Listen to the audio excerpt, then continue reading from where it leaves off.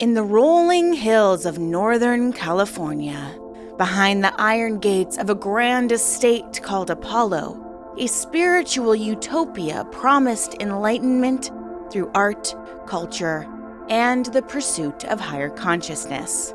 To outsiders, it seemed like an idyllic sanctuary, an elite intellectual retreat where members sipped fine wine, performed classical music, and studied the teachings of great philosophers.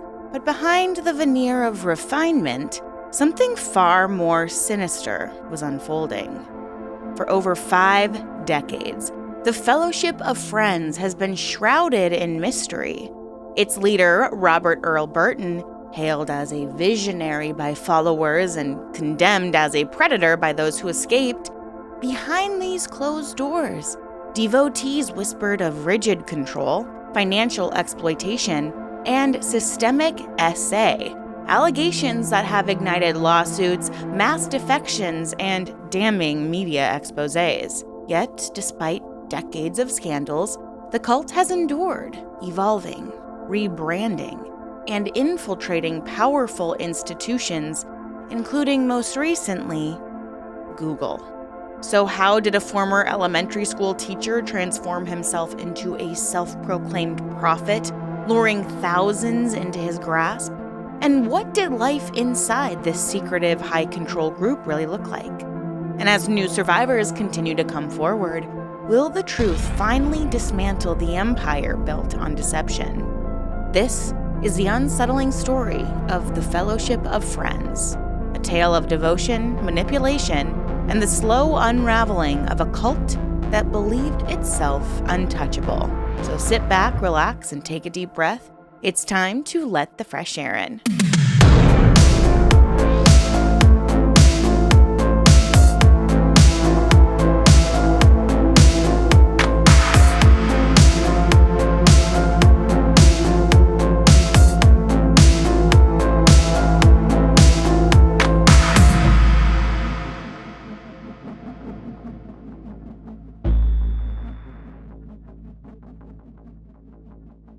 Hello, everyone. Welcome back, or welcome if you're new. My name is Erin, and I am fascinated by all things cult, true crime, and unique spiritual practices. So if you like this sort of thing too, please consider subscribing. I would absolutely love to have you here.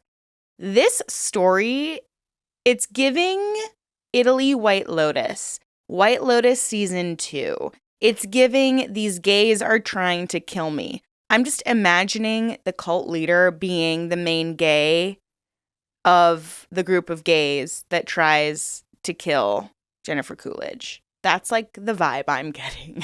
So this is, it's an absolutely wild story because these people all think that they're being, enlightened and so refined, but they're being indoctrinated, and it is just tragic. Now, today, before we jump into this video, I want to take a quick moment to say thank you to this video's sponsor, Aura.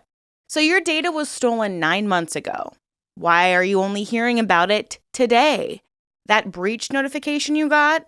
Well, it's way too late now because these criminals got a head start on you. So like you, I have to share my personal information with countless companies. It's honestly just part of modern life. Everything's on your phone. Your credit cards are saved to your phone. Your address is saved to your phone. It's all a part of this data.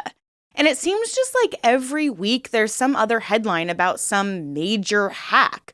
According to IBM, companies take an average of 277 days to report a breach. That's almost a year. And by then, your information has been circulating, maybe even on the dark web, for months.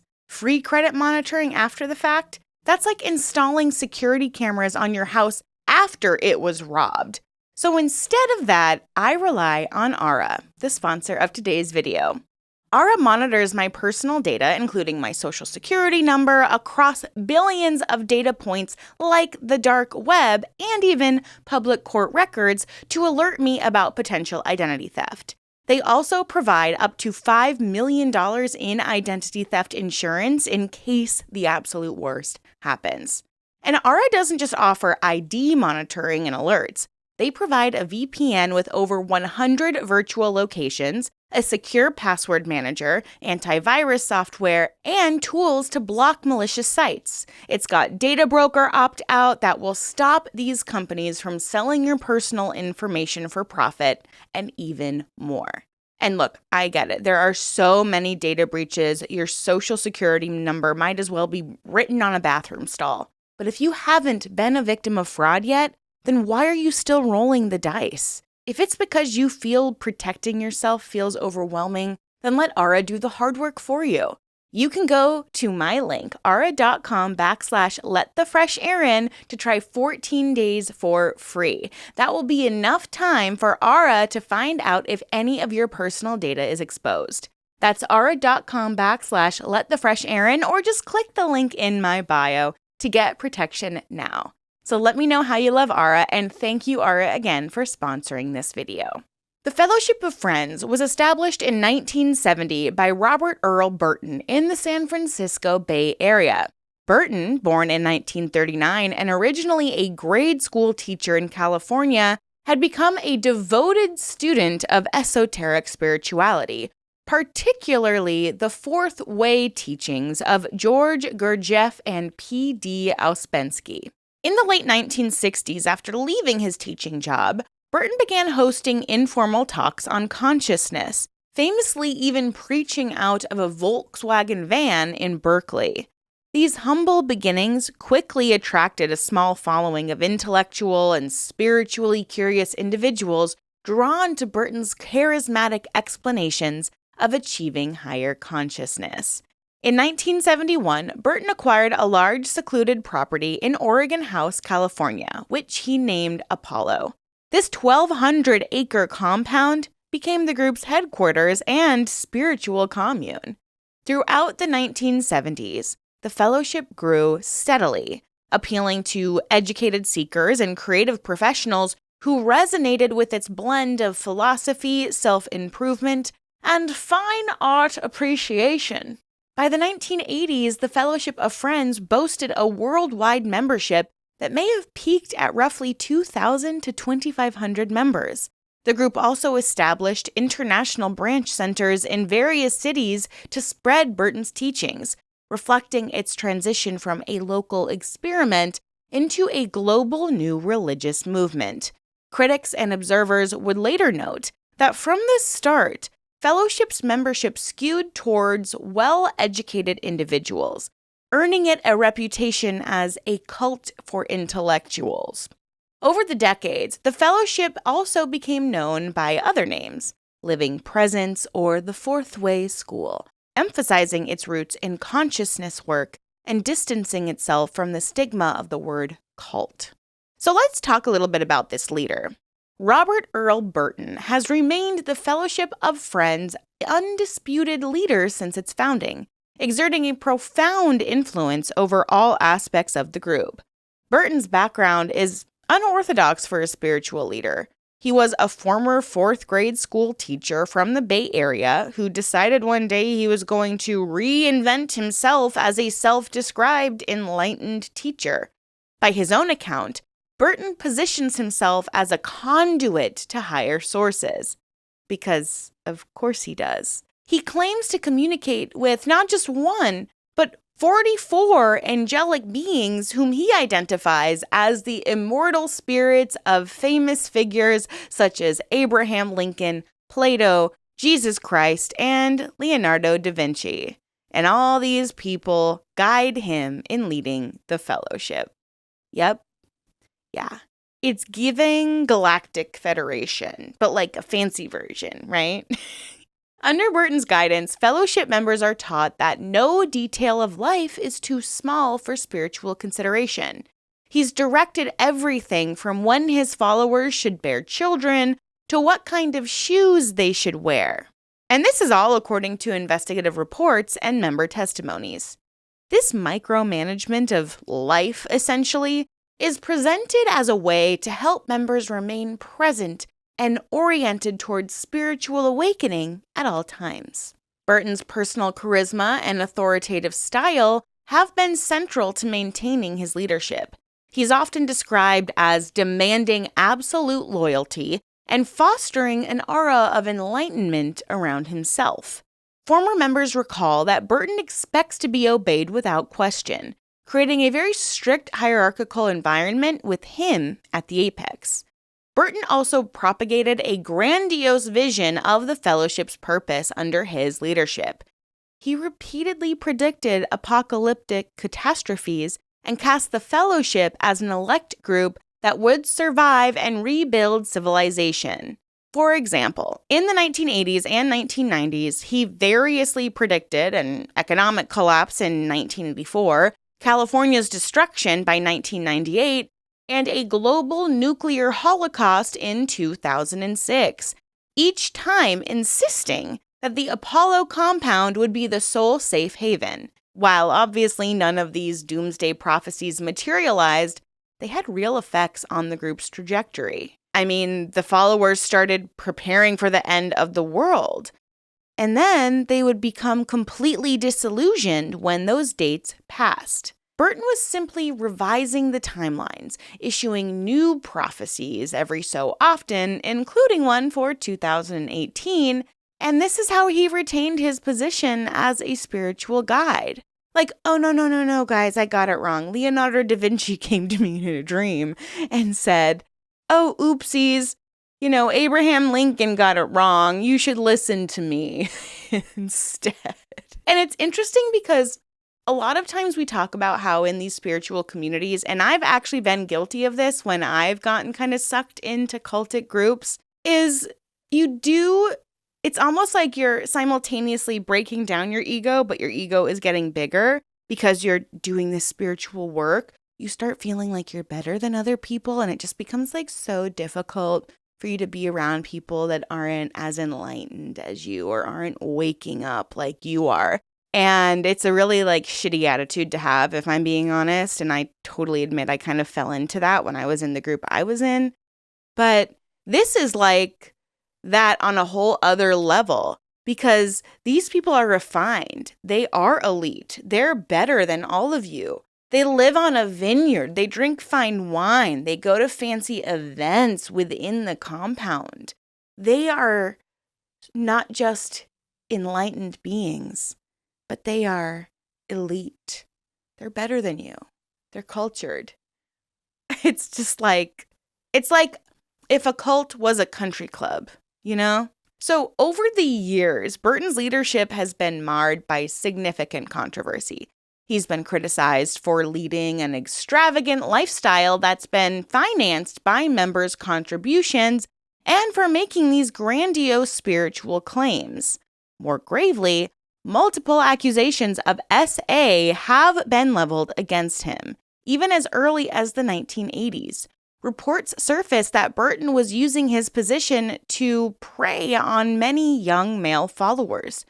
2 lawsuits by former members, one in 1984 and another in 1996, accused Burton of SAing or coercing male disciples, some of whom were in their teens at the time.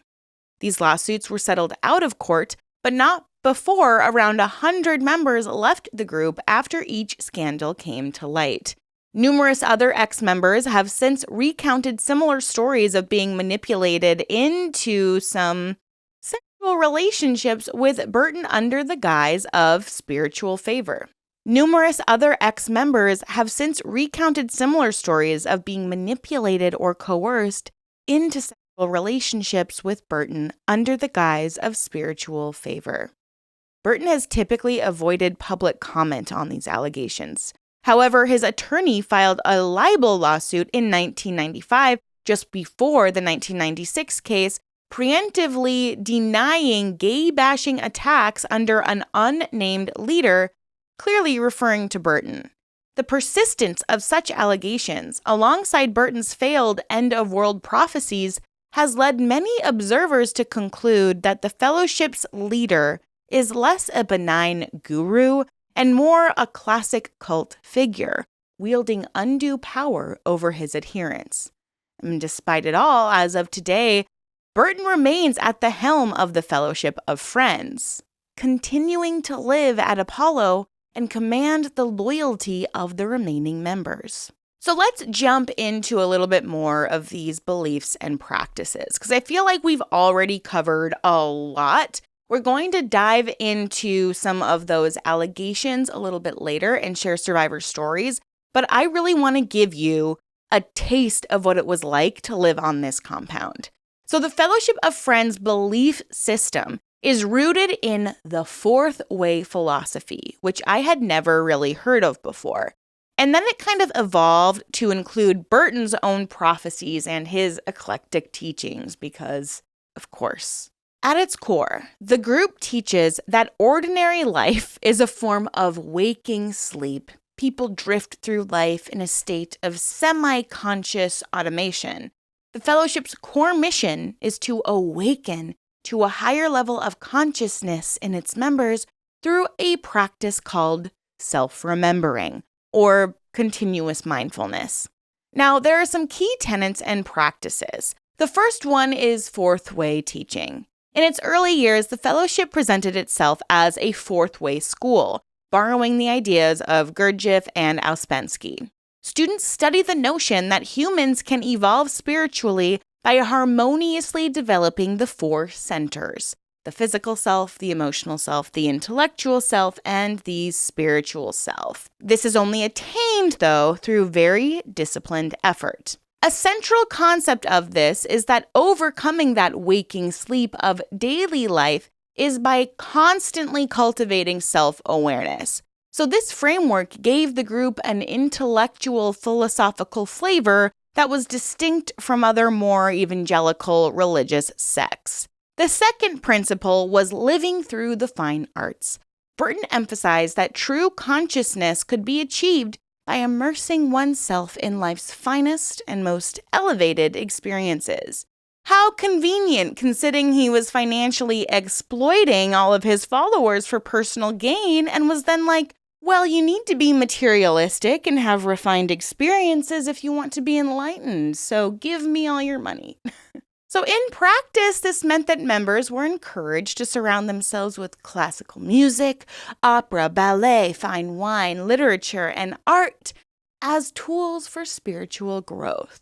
Which on one hand I love, because I love the arts, but on the other hand, it's like, be self-aware, but create a refined character that is appropriate for our surroundings. The Apollo compound was developed into a kind of cultural oasis of sorts. At one point, it boasted its own orchestra, its own theater group, an art museum, and even a zoo, all intended to refine the souls of members through beauty and being present in each moment. Many everyday activities were ritualized. Communal dinners were often formal affairs with philosophical toasts, and concerts or art viewings doubled as spiritual exercises. It's almost like they're living in like pre-French Revolution era. I'm just imagining like long tables and goblets of wine and everyone in a beautiful outfit with like a jester and musicians. I'm thinking like Bridgerton, but set in California. It's just like, I love it and I hate it at the same time. Like, I love the idea of having the experience, but I hate that it's a cult, if that makes sense. So this third kind of principle that led this group was the idea of these unique doctrines and angels. So beyond the standard fourth way ideals, Burton introduced some esoteric elements that were very unique to the fellowship. He claims personal guidance from a pantheon of 44 angelic beings, essentially the spirits of very prominent historical figures who all achieved enlightenment and now watch over and protect the fellowship. Burton has named figures like Walt Whitman, Johann Sebastian Bach, of course, Abraham Lincoln, and Jesus, because, of course, he's got to throw Jesus in there, among other guiding angels. Fellowship doctrine holds that Burton's pronouncements are informed by these higher forces, lending a quasi-divine authority to his instructions. This is giving Mother God, right? Where she was like talking to Robin Williams and giving guidance to her followers. Except they were all living in like a cabin somewhere together and not in a beautiful marble compound. So members are taught that by following Burton's guidance and the sequence of work he prescribes, they're all preparing to play a special role in a new future civilization. Now, this fourth principle, of course, were these apocalyptic predictions. Because you got to have a little us versus them mentality. You got to create a common enemy if you're a cult leader. And this was a striking aspect of the Fellowship's belief system because it was essentially fancy doomsday prophecies. From the beginning, Burton taught that the Fellowship must serve as the seed for rebuilding humanity after the impending apocalypse. He has repeatedly set and reset those dates for global catastrophe, from an economic collapse in the 80s to an earthquake plunging California into the ocean in the 1990s, and a nuclear Armageddon in the 2000s. Each prophecy was accompanied by urgent preparations and sometimes drastic life changes, like members moving to the Apollo compound for safety and probably abandoning all of their material goods or donating it to their cause. So to me, it seems like this is just an exploitation and preying on the fear of his followers to get them to join him at his compound so he can gain free labor from them, money from them, and get them closer to him so he can live out his sexual fantasies on them. So when these doomsday predictions failed to occur, Burton typically rationalized the delay and would introduce new forecasts. This ever-shifting end times narrative constantly kept members in this state of hypervigilance and dependency, believing that their commitment to the group was crucial to survival and spiritual salvation. Let's jump into some of these lifestyle and ritual practices because this is oftentimes the most intriguing piece of the puzzle when it comes to cults, because it's just like every day is micromanaged by this cult leader. So inside the Fellowship, every facet of daily life would become a spiritual exercise. So Burton instituted various unusual practices that were aimed at strengthening mindfulness or obedience. Former members recall being assigned these arbitrary exercises, one of which was omitting certain common words from their vocabulary for weeks at a time to force greater awareness of language. There was also these really arbitrary edicts, such as a period when Burton banned playing ping pong among members. He said they had to end the ping pong octave, which is like a fourth way term for breaking a habit. And this is something I've never really seen before in a cult, but even pets were subject to doctrine. So one member was told to give up her beloved dogs because caring for those animals supposedly impeded her spiritual work. Can you imagine abandoning your animals or your kids because it's getting in the way of your own spiritual enlightenment? Personal habits were also tightly regulated. For instance, smoking was forbidden, and members caught smoking could be fined as much as $1,500 as a penalty. The Fellowship also practiced in-group jargon and naming conventions. So Burton would sometimes direct members to change their names for symbolic reasons. One couple was told to take an anglicized surname to prepare for anonymity after the prophesized world collapse. This is also a tool cult leaders use to strip you away from your real identity and conform you into an identity that fits within the confines of the cult. So all these practices, while seemingly eccentric, function to deepen members' commitment and submission to the group's norms. Rigid conformity was expected. Ex-members even describe how every Fellowship meeting hall around the world was decorated identically with classical paintings and played the same Pachelbel music, creating this unified, immersive atmosphere. Regular meetings often involved meditation, like observation exercises, lectures on esoteric philosophy, and tributes to Burton's spiritual insights. Or should I say, insights. Channelings from Bach and Shakespeare. So in essence, the Fellowship's day-to-day rituals combined with high culture refinement with those cultic control tactics, reinforced the shared identity of people who were refined and all focused on awakening at all costs. So what did recruitment really look like? The Fellowship of Friends has historically employed subtle but very effective recruitment methods to draw in new members. Rather than mass advertising, the group relied on word-of-mouth targeted outreach and introductory events to attract those with predispositions to its teachings or culture of higher refinement.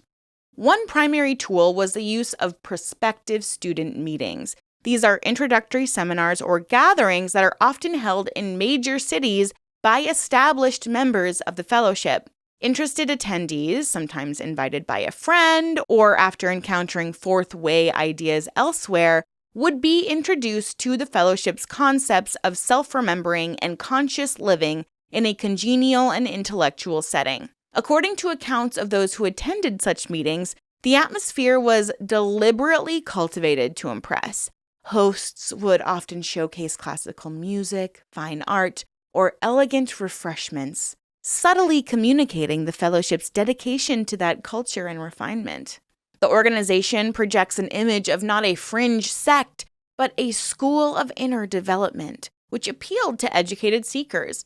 Prospective members were usually not confronted with any controversial aspects up front. Instead, the emphasis was on philosophical discussion, personal improvement, and exclusive knowledge for those who were ready for a higher path. This approach has been described as intellectually seductive, engaging the curiosity and ego of potential recruits by making them feel part of an elite spiritual pursuit. As the fellowship expanded in the 70s and 80s, it established teaching centers around the world, which also served as recruitment hubs. Longtime members often took on roles as directors or instructors at these centers. For example, one early member left her job to run fellowship centers in Carmel, California, and later in Amsterdam, helping to introduce new students to Burton's teachings. All centers adhered to Burton's guidelines to ensure consistently. The same music, the same art, and the same exercises were all present, creating a uniform experience for newcomers, whether they attended a meeting in California or Europe. Recruitment also occurred through more informal channels. The fellowship's cultural activities, such as wine tastings at its vineyard, art exhibitions, or concerts at Apollo, and even theatrical performances, often doubled as opportunities to befriend and invite outsiders who showed interest in the arts or philosophy. Many members were drawn in gradually. Initial fascination led them to attend more events or classes, and eventually to commit to the fellowship's more demanding requirements. These indoctrination techniques went hand in hand with recruitment. New recruits typically underwent a gentle period of assimilation, where they might be invited to special weekends at the Apollo or encouraged to take on small roles in group activities. The fellowship used a mentorship model, pairing new members with established ones who could guide their study of Burton's interpretations of Fourth Way literature. Over time, subtle pressure was increased. Attendees would be encouraged to officially join the fellowship, which entailed tithing, of course, and following the group's rules. And social reinforcement was strong. New members found themselves surrounded by educated, polite, and seemingly purposeful peers, which created a welcoming sense of community. As one former member noted, the fellowship offered a network of like-minded intellectuals and creative types that made one feel part of an exclusive club working towards a noble goal. This community appeal made it hard for some recruits to question the group's deeper practices until they were already too deeply involved. In summary, the Fellowship of Friends recruited members by appealing to intellect and aspiration. It presented itself as a sophisticated spiritual school using personal invitation and cultural allure to attract followers. Then it gradually would bind them to the group through immersive indoctrination and the promise of enlightenment. It just goes to show that educated, refined, and cultured individuals can, in fact, get sucked into a cult, especially if the cult looks like something else at the beginning. You are never too smart to get sucked into a cult. Unless, of course, you watch content like this where you become educated on cults and how they suck you in. Quick little shout out there. Now we're going to talk about some of the financial exploitation of this group. From its inception as a non-profit religious organization, because of course it's a non-profit, the Fellowship of Friends has depended on member contributions and entrepreneurial ventures to finance its operations. Tithing is the cornerstone of the group's financial structure. Members are generally expected to donate 10% of their income to the fellowship as a demonstration of commitment. This tithe, collected monthly, provided a steady cash flow that funded the maintenance of the Apollo compound, the salaries of key staff, and the lavish events and amenities Burton championed. In the mid-1990s, the group's CFO disclosed that the fellowship's annual income exceeded $5 million, and by the mid-90s, the organization's assets were estimated around $26 million. These funds underwrote an extravagant array of projects that reflected Burton's love of culture, from commissioning art and importing fine wines to running an opera company and maintaining lush gardens in Apollo. Beyond tithing, extraordinary donations and fees were often solicited for special projects or privileges. Members with means were encouraged to give large gifts to sponsor the fellowship's artistic endeavors or construction projects on the property. At times, followers were pressured to contribute towards fulfilling Burton's whims, for example, purchasing expensive artifacts for the Apollo Museum or funding trips abroad for him. One notable financial venture was the establishment of the Renaissance Vineyard and Winery on Fellowship land in the early 1980s. For over 3 decades, the fellowship ran this commercial winery, producing high-end wines that garnered some acclaim. The winery was both a labor of love and a source of revenue. Members frequently volunteered unpaid labor in the vineyards, and proceeds from wine sales flowed back into the fellowship's coffers. However, by 2015, the winery ceased production, partly due to declining membership and resources.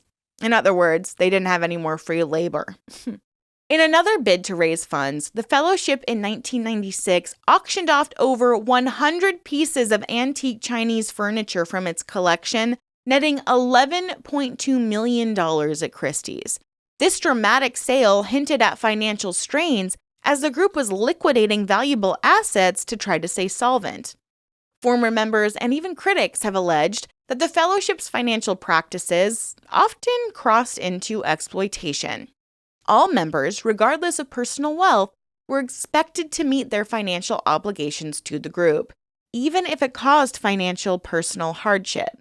In some cases, fines were levied for breaking rules, which acted as both behavioral control and an additional income source for the group. As one ex-member recounted, she and her husband were fined $1,500 simply for violating that no smoking edict.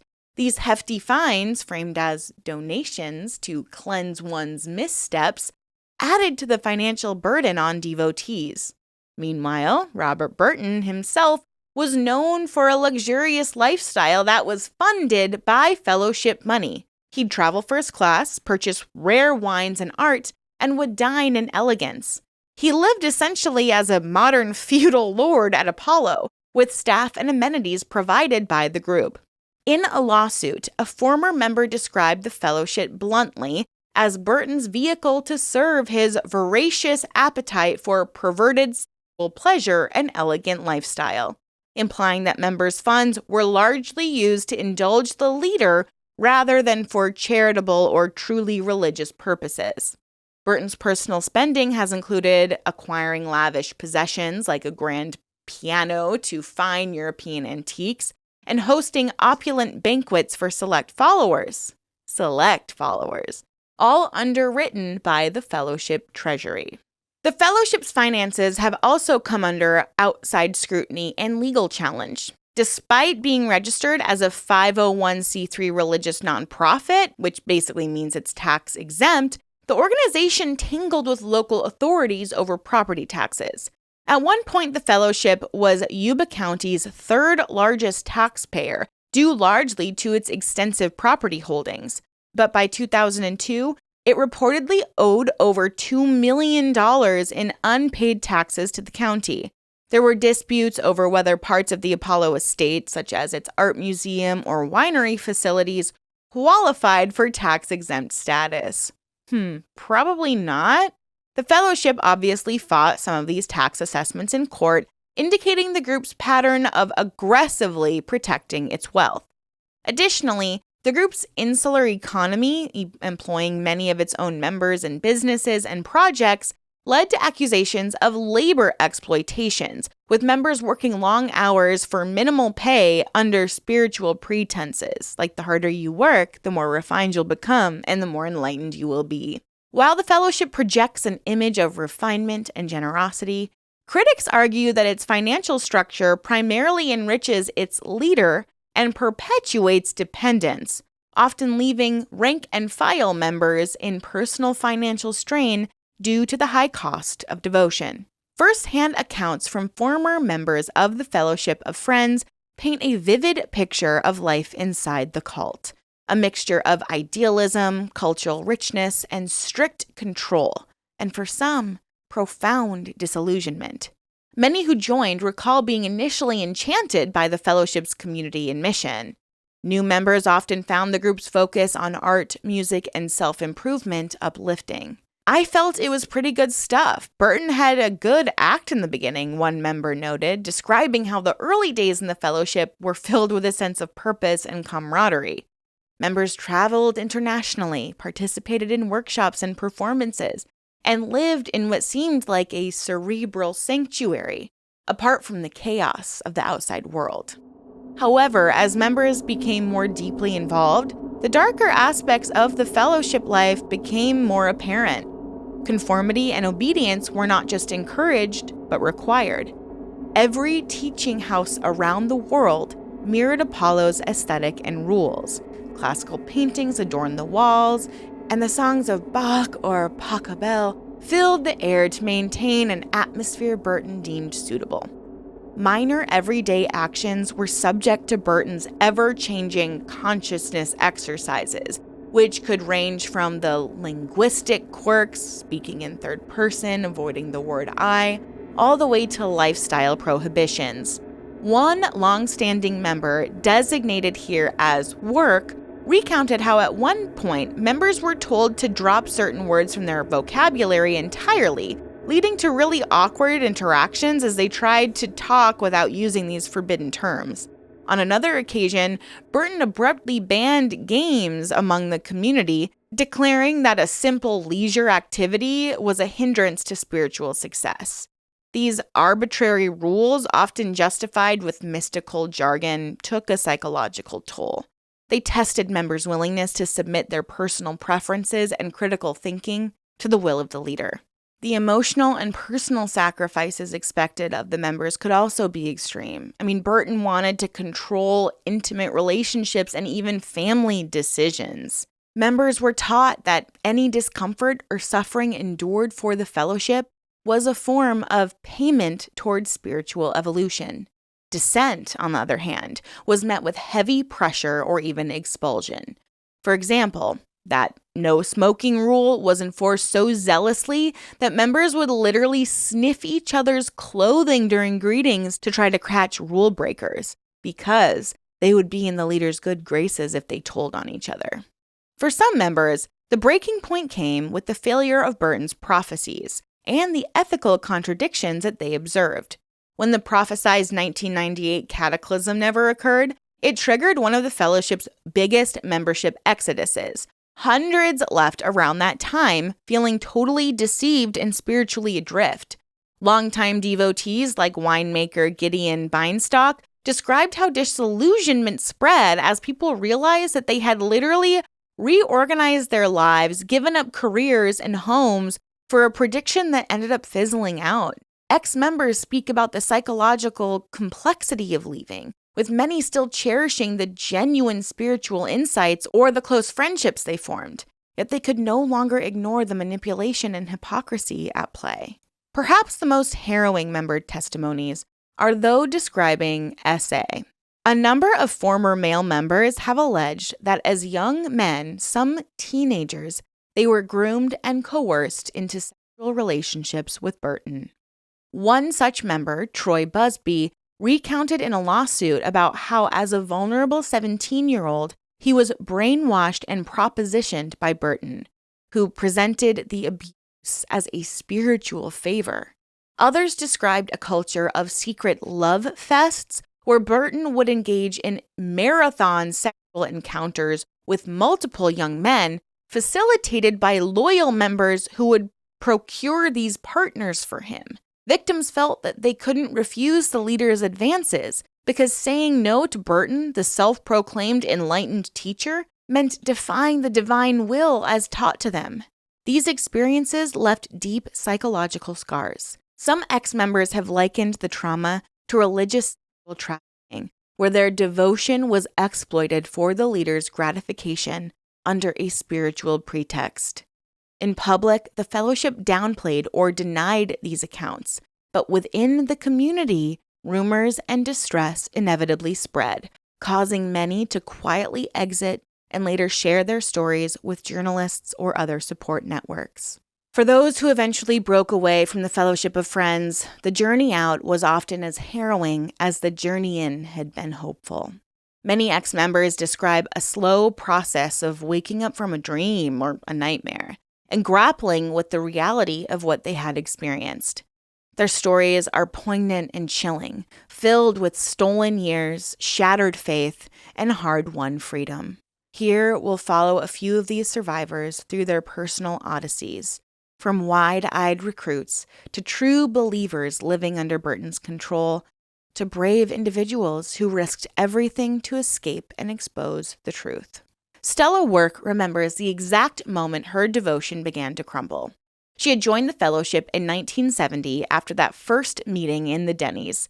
She was in her early 30s, the local postmaster in Alamo, California, and hungry for spiritual growth. Burton's ideas and intensity inspired her.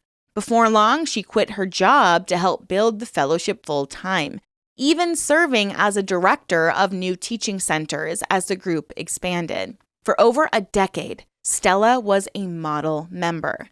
She even surrendered her very identity to the cause. At one point, Burton told her and her husband to change their last name to West, an anglicized name to help them blend in after a world of economic collapse that Burton had prophesied, and she complied. He had a good act in the beginning, she says, explaining how she came to sacrifice so much. But each sacrifice chipped away at something in her. She recalls the arbitrary commandments that began to mount. No using certain words, no casual hobbies, no keeping her two beloved dogs, Bill and Banjo. As years passed, Stella grew weary of the fellowship's demands. She saw friends pressured into humiliating situations and noticed Burton becoming increasingly isolated and eccentric in his luxuries. The spark of inspiration she once felt was dimming, and it was replaced by fatigue and disillusionment. The breaking point came over something seemingly small, a cigarette. Stella, a smoker, a habit that was strictly forbidden, had tried to hide it once. When she was caught, Burton's regime fined her and her husband $1,500 each as punishment. It was an erroneous sum for them, and something in Stella just snapped. So in 1982, 12 years after she joined, Burton demanded Stella pay a second fine for secretly smoking, and this time she refused. She would not pay, she told them, and she would not repent for a personal choice that hurt no one. The fellowship's response was swift and merciless.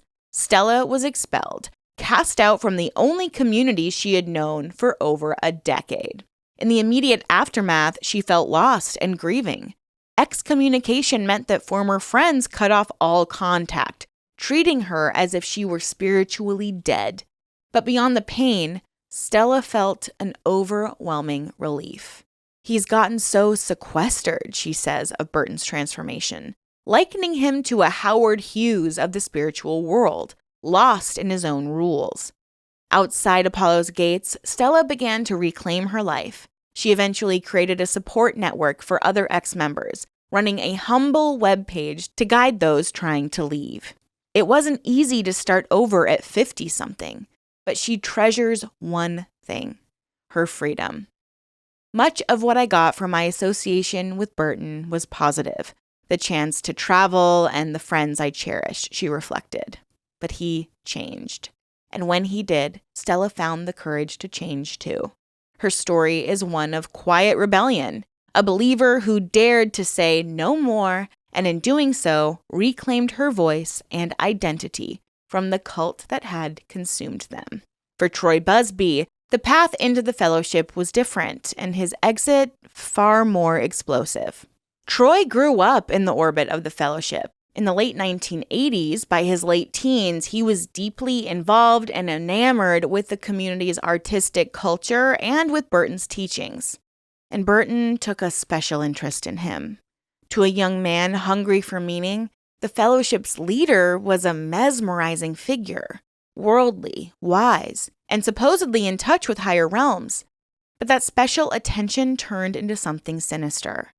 Burton groomed Troy to become one of his close personal assistants, which soon meant submitting to sexual encounters, all under the guise of spiritual favor. Feeling confused and coerced, Troy went along with it for a time. He later said that he was made to believe that serving the teacher in every way was part of his path. Only after leaving that insulated world of Apollo did Troy fully comprehend what had happened to him.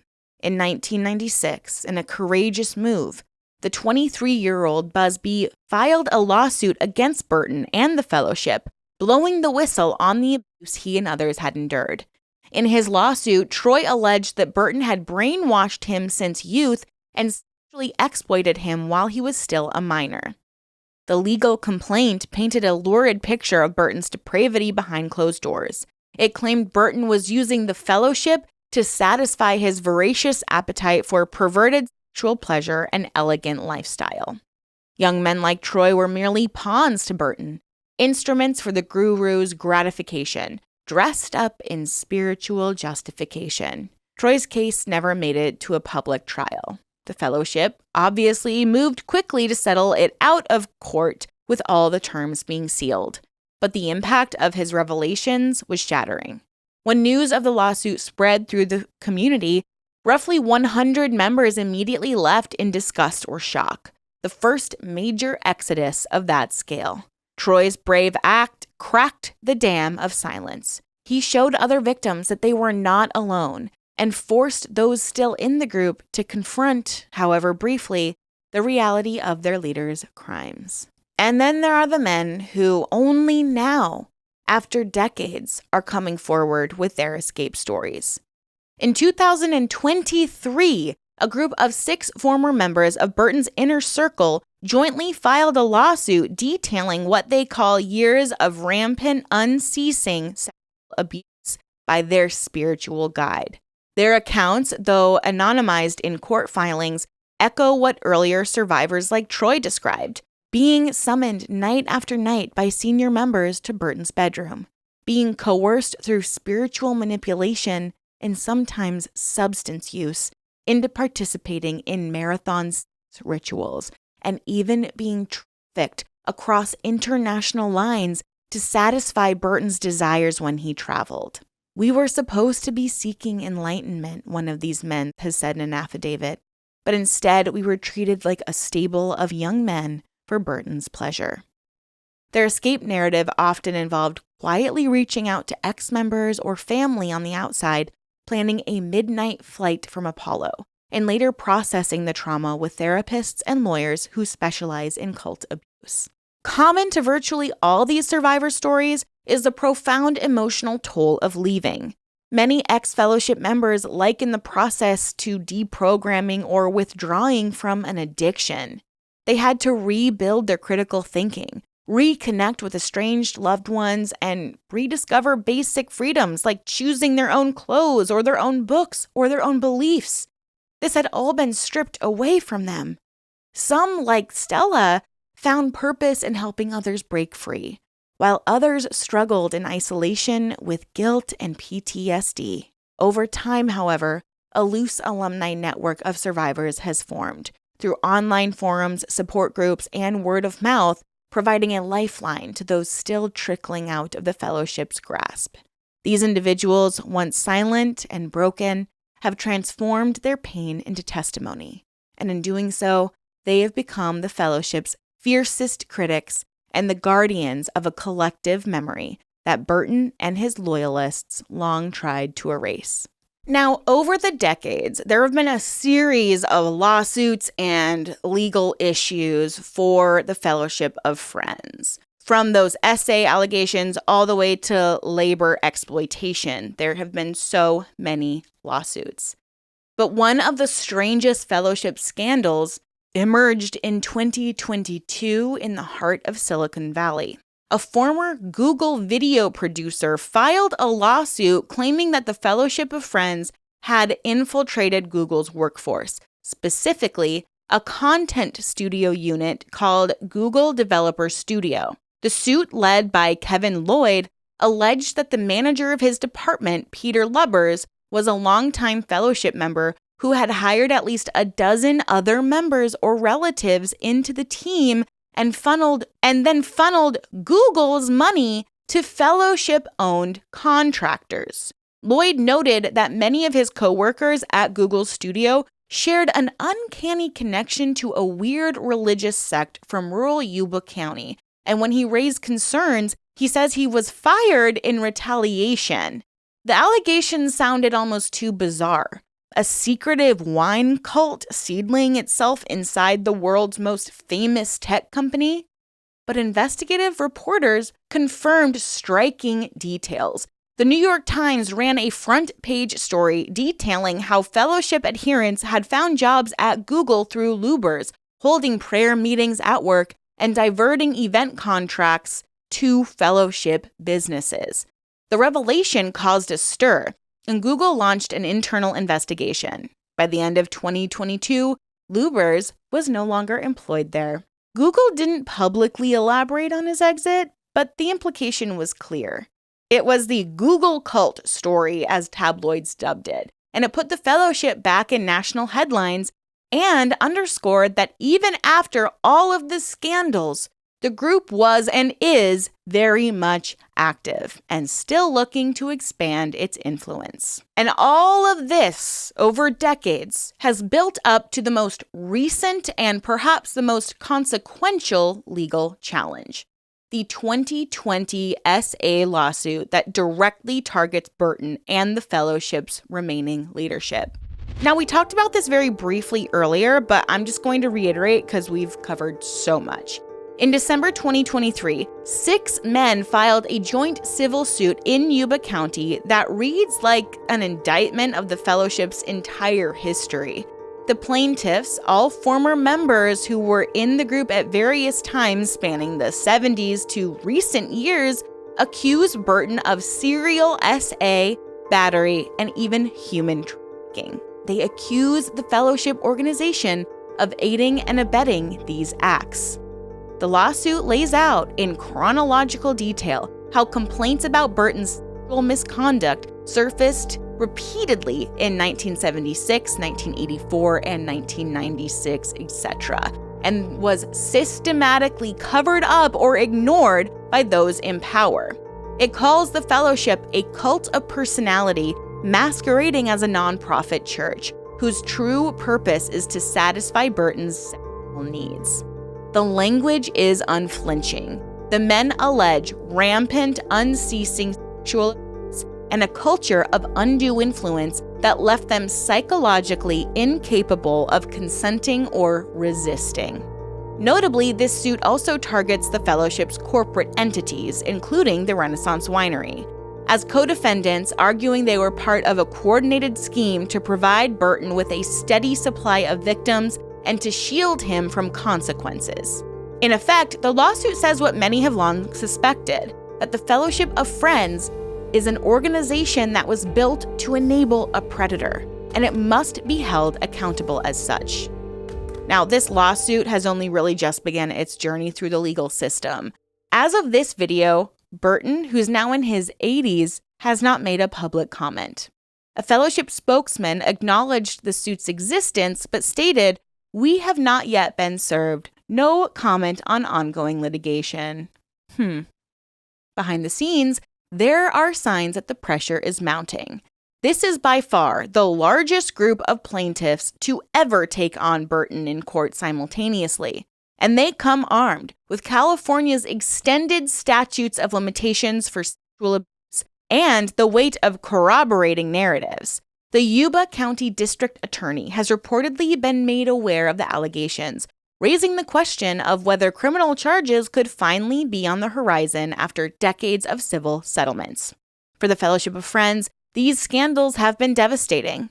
Its membership has dwindled from the estimated 2,000 plus at its peak to perhaps a few hundred truly active members today. Its reputation, once that of a quirky, highbrow spiritual school, is now irreversibly linked with terms like sex cult, brainwashing, and trafficking. And yet, the fellowship persists, battered but not yet legally defeated, awaiting the outcome of a new reckoning at hand. Today, more than 50 years after Robert Burton gathered his first followers, the Fellowship of Friends remains alive, if not entirely well.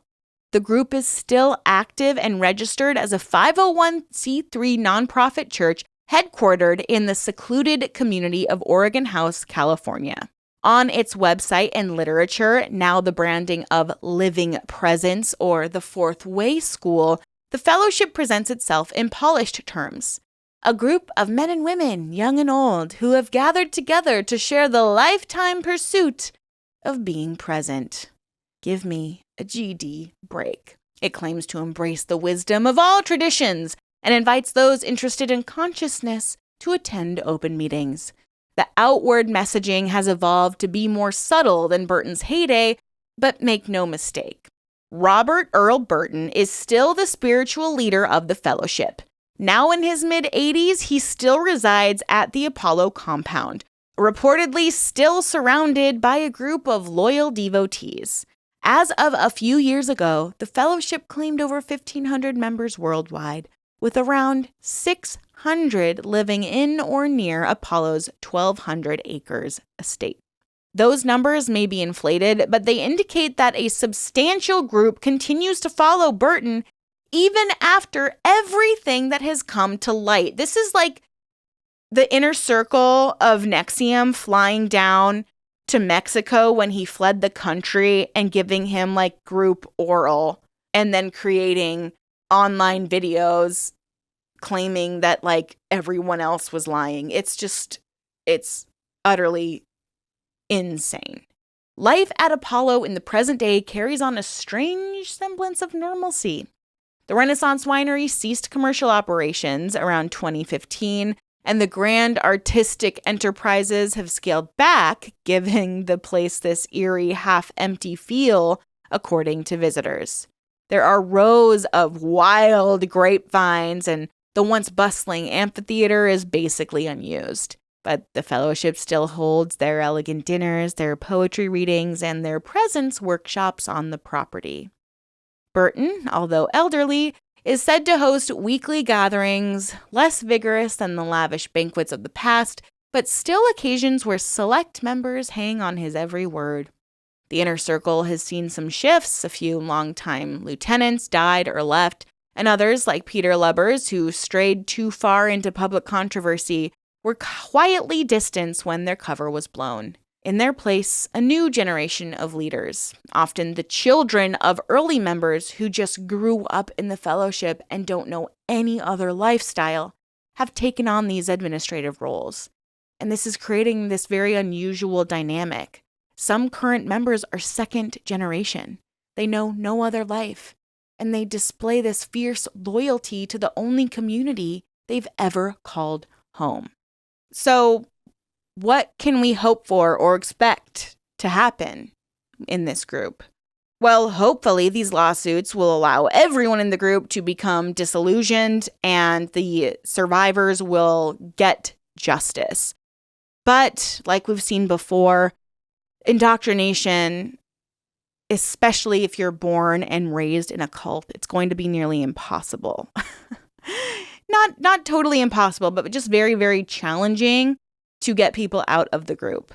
I think that best case scenario, the group is totally dismantled and hopefully the property is donated and not sold off, or profit is given to some type of like cult support network or real nonprofit that's not exploiting its followers. But worst case scenario, since Burton is so old, he passes on before true justice is served. And then there's just a new leader to take his place that tries to rebrand the organization, much like Osho, which was actually the leader of the Rajneesh cult in Oregon back in the day. So it's heartbreaking. It's up in the air at this point. But what's most concerning is it's still around. There are still people involved in this group. So all we can do is continue to talk about it, right? So I might be making another video. Let me know if you would like that. I will definitely be trying to follow the court proceedings as they move through the system. We all know it can take a while. But let me know what you guys think about this cult. I had heard about it, but I didn't know all of the details. So in making this video, I was just like, what? Anyways, guys, let me know what you think below. Leave a little wine glass emoji if you made it to the end of the video. And please remember to check out Aura. Link is in my description. Thank you so much again for being a sponsor of this channel. And everybody have a wonderful rest of your weekend. Stay safe out there, ask questions, and always stay skeptical. I'll see you soon. Bye.